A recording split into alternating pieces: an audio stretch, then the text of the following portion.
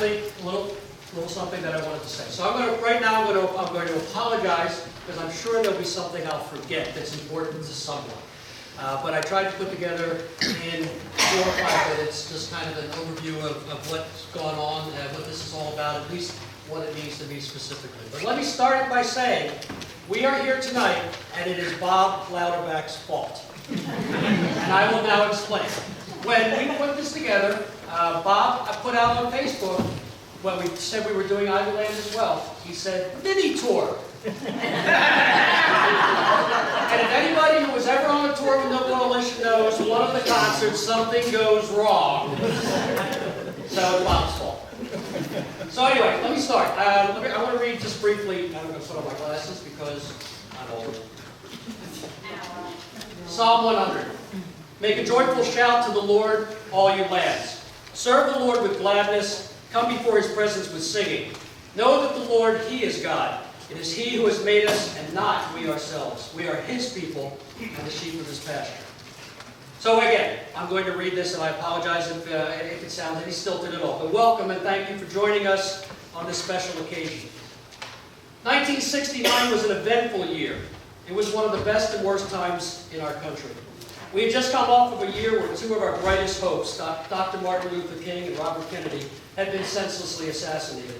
We were in the middle of a very unpopular war, and the protests against it and the ongoing unrest over civil rights and equal rights was a regular item on our evening news. On the brighter side, it was also the year that humans first set foot on the moon. It was also the year when Woodstock would define the music and message of a generation. And it was in the year, my wife told me I should probably exclude this, but I'm putting it in anyway, that PBS introduced a children's show called Sesame Street that would change forever the way we looked at each other by changing the way our children looked at the world. 1969 was also the year when Linda Connors at Neshaminy, Warwick started a high school-age choir that was named the New Coalition. Instead of the traditional hymns and religious music sung in our church, they would sing the contemporary Christian songs of the time, with the hope of reaching out beyond the boundaries of the standard Sunday morning church service. The choir, which started out with around 10 members, and I may be wrong, we have actually a couple of, I'd like to show of hands. Who are the members that were here in 1969? Thank you. That's tremendous. So we have people going back to the very beginning of this year.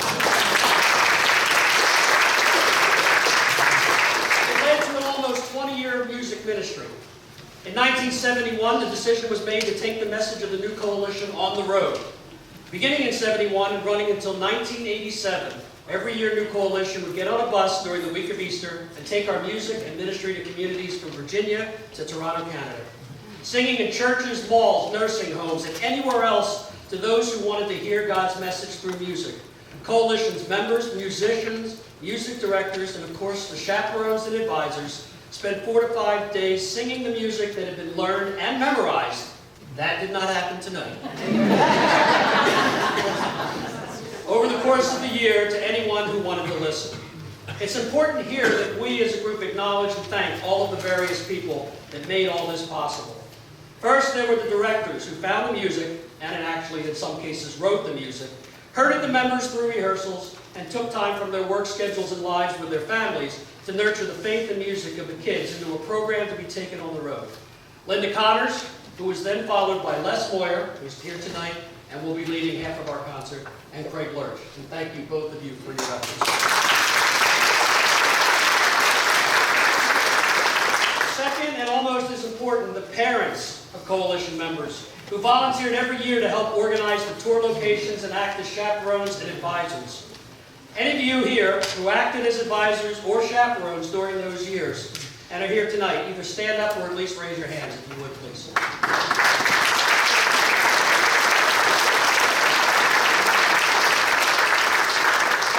No Coalition tour would have been complete or even possible without one specific person, who unfortunately can't be here tonight. Every year, he would take everything that wouldn't fit in the bus, and that included people, and put it in his truck. And then he followed the bus and helped out there, just like he's always helped out at Neshaminy, with whatever was needed to make things get done. Of course, I'm talking about Lloyd Britton.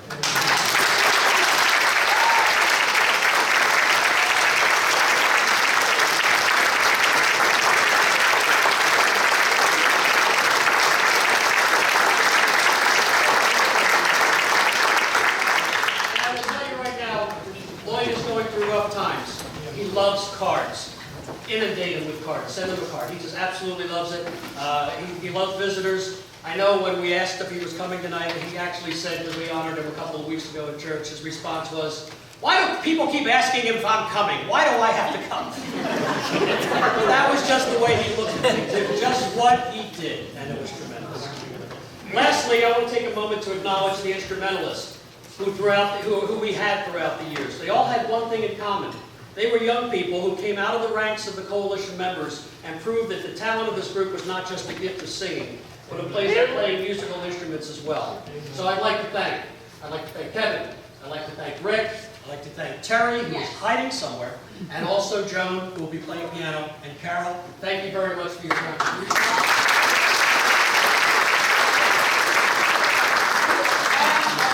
More or less honorary members sitting in with the band tonight.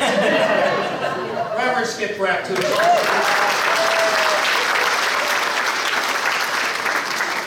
So, what was the lasting effect of the new coalition? Well, first let me say the new coalition was not just limited to members at Neshaminy. Coalition members would reach out to friends at school or groups they belonged to, and many of our members came to the new coalition as a result of this outreach. It was very much a community Christian outreach of music. In addition, the members of the new coalition went on to college and life beyond Neshaminy, where they took their faith and their music to other churches. Many of us continue to be very active in the lives of our churches, some in music, some in service. And it's worth noting that, as I was just told, 6, and counting Bob a half, of our members went on to become 6 of them ordained as Presbyterian or other, and then Bob ordained by the World Life.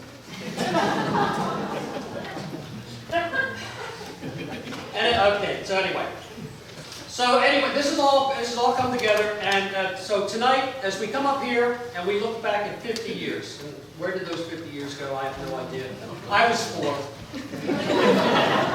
Yeah. Thank you, whoever said that. Happy Jim. We should remember that it isn't just a look back at what was, but a look forward at what is yet to be. The Word of God through music has continued to grow, and while the contemporary songs we sang are now the oldies you're about to hear, the music being written today continues to spread the message of the love of God through Jesus Christ to new generations. So it continues to be the best of times.